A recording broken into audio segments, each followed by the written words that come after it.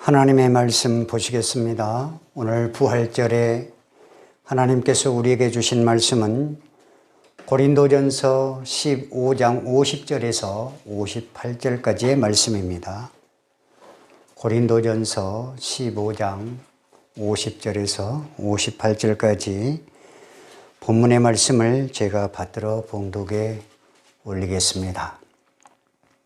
형제들아, 내가 이것을 말하노니 혈과 육은 하나님 나라를 이어받을 수 없고 또한 썩는 것은 썩지 아니하는 것을 유업으로 받지 못하느니라.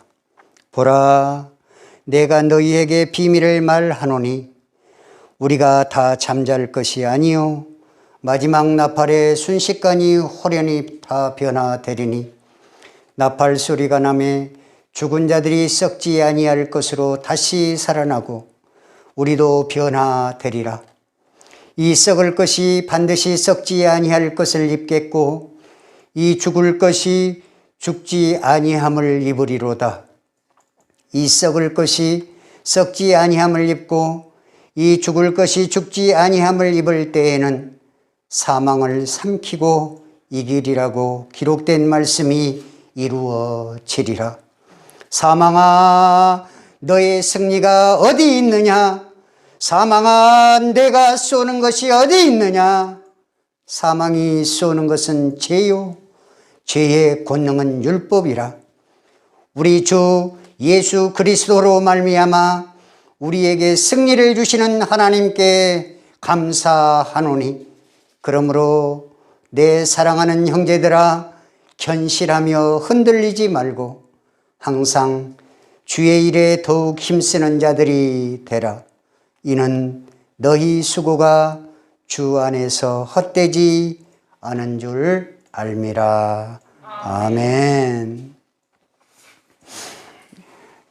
오늘은 하나님의 말씀 고린도전서 15장 50절에서 58절의 본문의 말씀을 가지고 부활의 소망이라는 제목의 말씀으로 여러분과 함께 은혜를 나누고자 합니다.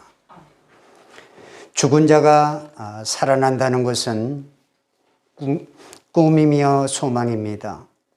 세상에서 죽은 자를 바라보며 슬퍼하고 어떻게 그들을 다시 볼 수 있을까, 그런 생각을 할 때에 예수님의 부활은 우리에게 소망인 것입니다.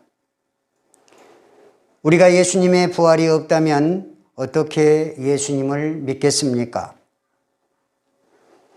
예수님께서 부활하셨으니 이제 주님의 약속대로 내가 사랑하는 사람, 여러분이 사랑하는 사람, 돌아가신 천국으로 먼저 가신 아버지, 어머니, 사랑하는 아들이, 사랑하는 형제들, 내 주님 오시는 그날 함께 부활해서 기쁨으로 주님을 맞이할 것을 확신하고 믿습니다. 이 부활신앙이 오늘 저와 여러분을 더욱더 견고히 할 수 있으시기를 주님의 이름으로 축복합니다. 아멘. 사랑하는 성도 여러분, 오늘은 부활 주일입니다. 주님은 성경대로 죽으신 지 사흘 만에 다시 부활하셨다고 고린도전서 15장 3절에서 4절에 말씀하고 계십니다. 이것은 놀라운 사건이며 우리들에게는 소망을 주는 귀한 메시지인 것입니다. 예수님의 부활은 2000여 년 전 이스라엘의 유대 땅에서 일어난 하나의 단순한 사건으로 끝나지 않았습니다. 예수님의 부활은 인류의 역사를 바꾸어 놓은 놀라운 사건인 것입니다. 사랑하는 성도 여러분, 그렇다면 예수님의 부활은 무엇을 의미하는 것입니까?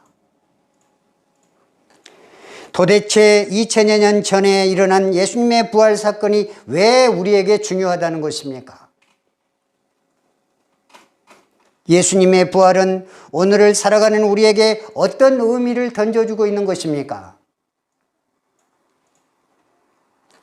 오늘 저는 하나님의 말씀, 사도 바울이 고린도 교회에게 보낸 이 편지를 통해서 부활의 소망이라는 제목으로 여러분과 함께 이 놀라운 사건을 바라보고자 하는 것입니다. 54절에서 57절 말씀에 보면 성경은 이렇게 말씀하고 있습니다. 예수님의 부활은 죽음의 권세를 정복한 사건이라고 말씀을 합니다. 하나님이 창조하신 최초의 인간인 아담과 하와가 에덴 동산에서 죄를 범해서 이 땅에 사망이 찾아왔습니다. 만물의 영장인 인간이 피할 수 없는 가장 큰 문제는 무엇이겠습니까? 바로 죽음인 것입니다.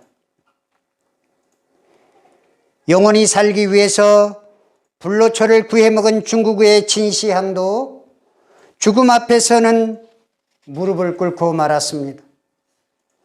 영원히 살기 위해 애굽의 왕들은 거대한 피라미드에 자신의 시체를 묻게 하고 그들의 시체를 미라로 만들어서 보관하도록 했습니다. 하늘을 찌를 듯한 권세를 가진 사람도 죽음을 피할 수 없는 것입니다. 돈이 아무리 많은 억만장자도 죽음은 피할 수 없는 것입니다. 신앙의 조상들도 마찬가지였습니다. 이 죽음의 권세 앞에 아담도 죽었습니다. 아브라함도 죽었습니다. 모세도 죽었습니다. 다윗도 바울도 이 사망의 권세 앞에 힘없이 무너진 것입니다. 그러므로 이 죽음의 권세는 언젠가 우리에게도 찾아온다는 사실을 겸허하게 받아들일 수 있기를 바랍니다. 결국에 인간은 호흡이 멎고 따스한 몸이 싸늘해지는 순간이 오고야 마는 것입니다. 저는 몇 년 전에 구정 때 시골에 인사를 갔다가 가슴 아픈 일을 만났습니다. 저의 이종 사촌 누나 집에 가서 누나를 불렀습니다. 그런데 아무 기척도 없는 것이었습니다. 황급히 저희 아내가 대문을 열고 들어가 보니까 아무도 없는 집에서 홀로 누나는 쓰러져 계신 것이었습니다. 아내가 너무나 놀라서 우리 최 권사님을 불렀습니다. 그런데 저의 외가에 그 누나가 온몸이 싸늘한 시체가 되어 죽어 있는 것입니다. 그동안 몸이 좋지 않아서 종종 들려서 기도도 해주곤 했었는데 그 모습을 보면서 너무나 마음이 아팠습니다. 저는 돌같이 굳어져 있는 그 차가운 누나의 그 죽음을 보면서 인간의 종말이 참으로 허망함을 느꼈습니다. 이것이 바로 사망의 권세에 정복당한 인간의 초라한 모습인 것입니다. 인간에게 누구에게나 찾아오는 비참한 최후인 것입니다. 이 죽음의 권세는 얼마나 큰지 주님마저도 성육신 하셔서 인간의 몸을 지니시고 이 땅에 계셨기 때문에 사흘 동안이나 그 죽음의 권세 앞에 정복을 당하신 것이었습니다.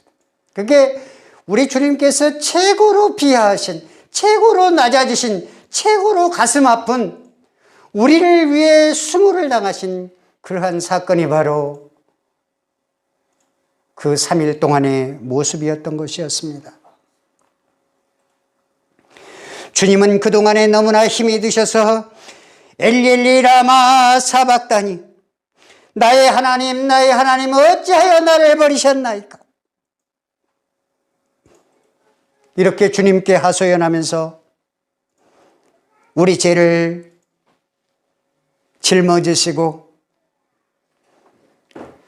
사망의 권세에 정복당하여 죽고 말았던 것입니다.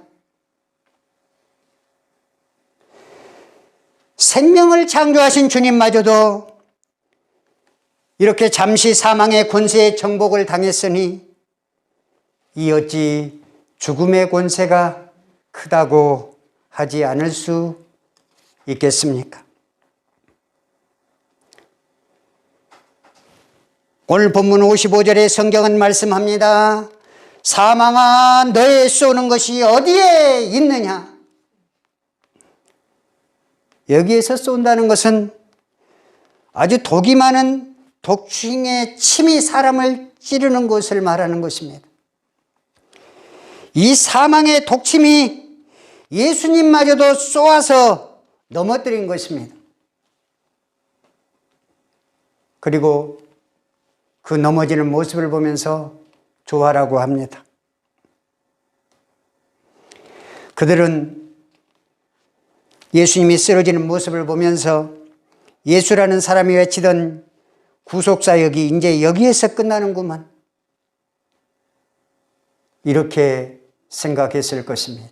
누가요? 사탄이 그랬다 이 말입니다. 그러나 사탄의 승리의 기쁨은 잠깐인 것입니다. 왜냐하면 주님께서 성경대로 사흘 만에 다시 사셨기 때문입니다. 사셨네 예수 다시 사셨네. 이 사심으로 죽음의 권세를 이기신 것입니다. 사단을 이기신 것입니다. 주님은 죽음의 권세를 이기시고 사망을 정복하셨습니다. 십자가상에서 예수님께서 말씀하신 다 이루었다, 이렇게 하신 그 말씀이 완전히 성취된 것입니다. 그러므로 예수님의 이 부활 사건은 죽음의 권세를 정복한 놀라운 사건이며 하나님을 사랑하고 예수님을 믿는 하나님의 백성들에게 부활의 소망을 가지고 살아가도록 하는 귀한 은혜로 다가온 것입니다. 예수님의 부활 사건은 어떤 사건입니까? 50절에서 53절에 성경은 말씀하시기를 예수님의 부활은 성도의 부활을 보장하는 사건이라고 말씀을 하고 있습니다. 바꾸어 말하자면 우리 주님은 성도가 장차 받을 영광의 견본으로 예수님께서 첫 열매로 드려지고 다시 살아나신 것입니다. 우리가 아파트를 분양받기 위해서 그 분양받을 모델하우스를 종종 방문하는데 그 모델하우스를 보고 우리의 살 집을 결정을 합니다. 또 우리가 제품을 구입할 때 견본품을 먼저 보는데 그 견본품을 보고 우리가 살 물건을 결정하는 것입니다. 그렇습니다. 주님의 부활은 예수님만 죽음을 당한 것이 아니라 모든 성도가 그때 같이 죽음을 당한 것입니다. 모든 성도가 그때 같이 죽음의 권세를 이긴 것입니다. 그래서 그 죽음의 권세를 정복하고 예수님이 부활할 때 모든 성도가 함께 부활한 것입니다. 그것을 우리 주님이 보장해 주실 것이라고 오늘 본문 50절에서 53절은 말씀을 하고 있는 것입니다. 세상 사람들은 죽은 자가 어떻게 다시 살아날 수 있습니까? 이렇게 말을 합니다. 그러나 창조주 하나님께서는 이미 잠자리에 유충이 자라서 잠자리로 변하는 능력을 보여주셨고, 하나님은 한 마리 보잘것없는 그 유충에게까지도 그 놀라운 변화의 자연 은총을 베풀어 주신 것이죠. 하물며 그를 믿는 하나님의 자녀에게 어찌 하나님의 귀한 사랑을 베풀어 주시지 아니하겠습니까? 그렇습니다. 예수 그리스도는 우리가 장차 받을 영광의 견본으로 다시 살아나신 것입니다. 고린도전서 15장 20절에서 22절의 말씀을 보면 사도 바울은 이와 같이 고린도 교회 성도들에게 증거했습니다. 그러나 이제 예수 그리스도께서 죽은 자 가운데서 다시 살아 잠자는 자들의 첫 열매가 되셨도다. 사망이 사람으로 말미암았으니 죽은 자의 부활도 사람으로 말미암는도다. 아담 안에서 모든 사람이 죽은 것 같이 그리스도 안에서 모든 사람이 삶을 얻으리라. 아멘. 고린도전서 15장 20절에서 잠자는 자들의 첫 열매가 되셨다는 말씀에는 중요한 의미가 담겨 있습니다.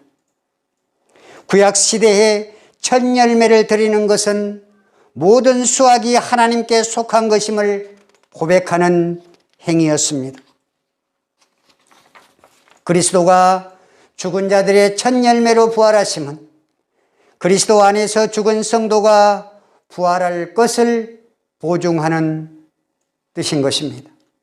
성경에서는 그리스도가 교회, 즉 성도의 머리라고 말씀했습니다. 여러분, 우리가 누워 있다가 일어날 때 어디부터 일어나십니까? 다리부터 일어나십니까? 머리부터 일어나십니까? 머리부터 일어나는 것입니다. 누운 사람이 일어날 때 머리부터 일어나고,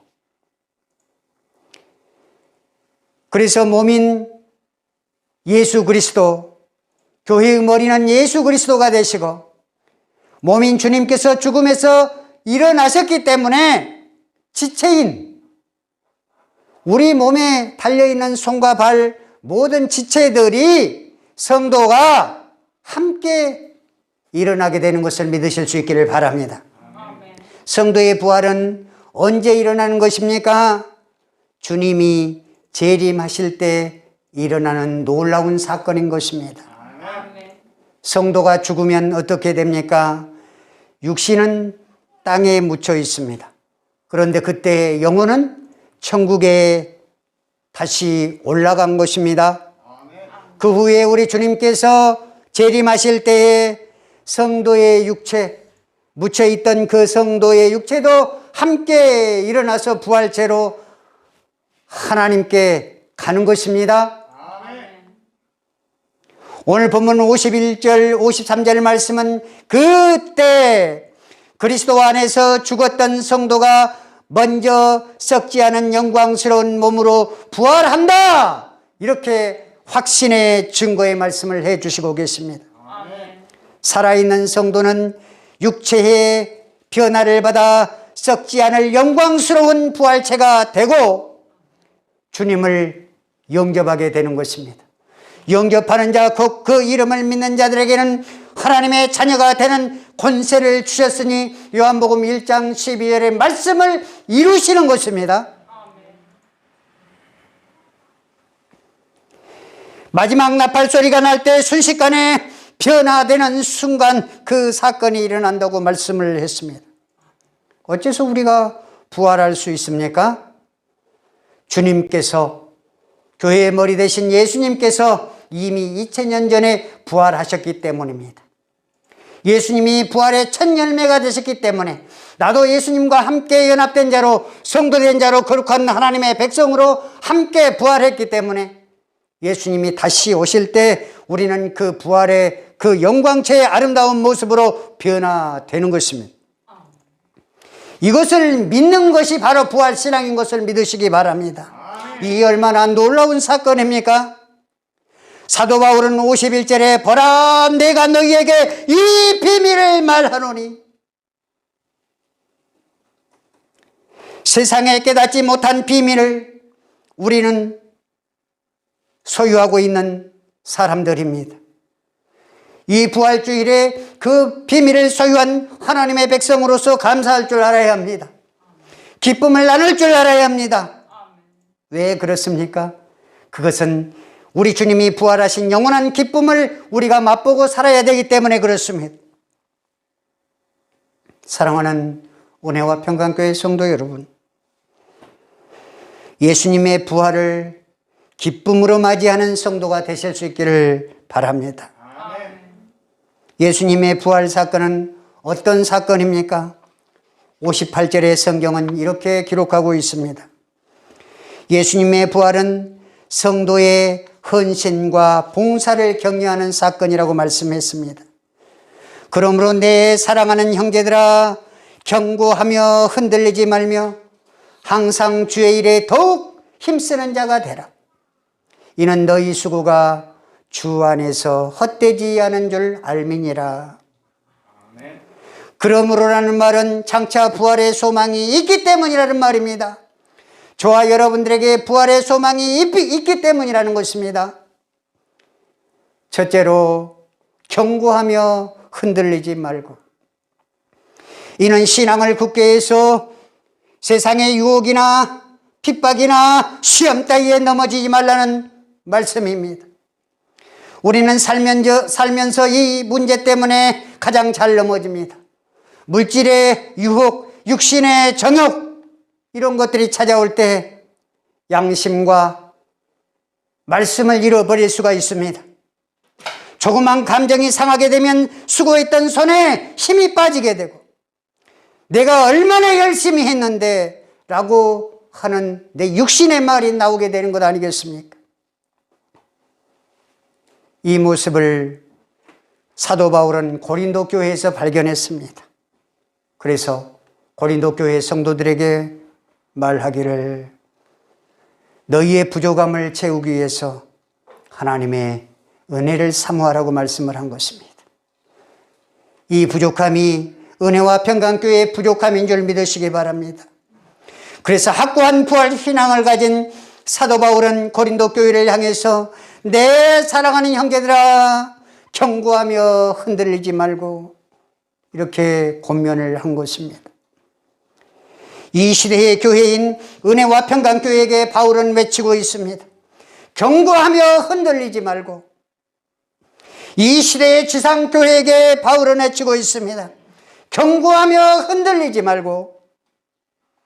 둘째로 항상 주의 일에 더욱 힘쓰는 자들이 되라. 성도는 헌신의 때와 정도를 잘 알아야 합니다. 우리가 언제 헌신과 봉사를 해야 하는 것입니까? 성경은 말씀합니다.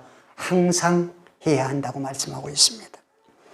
기분이 좋으면 하고 그렇지 않으면 안 하는 것이 아닙니다.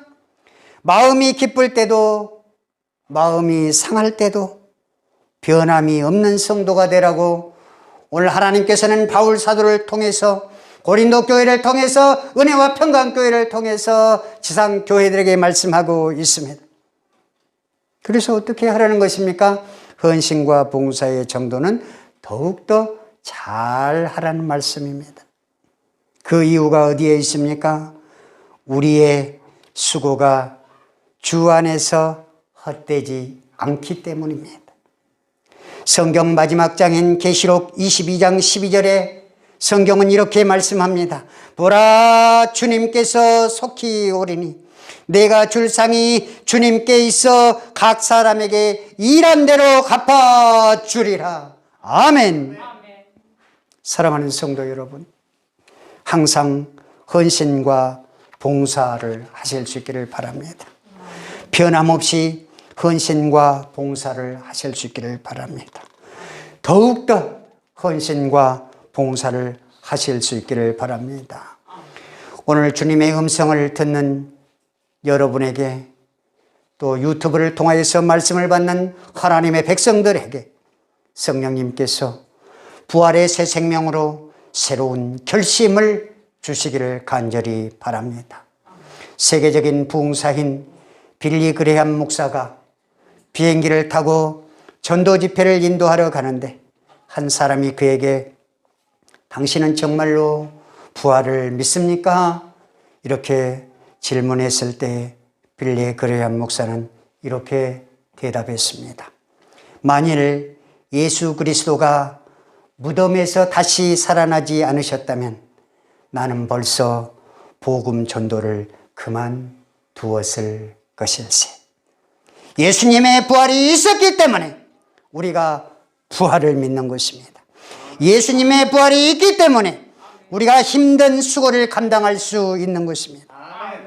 자기 자신과 돈을 사랑하는 물질 만능의 시대를 본받지 말고 부활의 소망을 가지고 사시기 바랍니다. 예수님의 부활 사건은 죽음의 권세를 정복한 사건입니다. 예수님의 부활 사건은 성도의 장래 부활을 보장하는 사건입니다.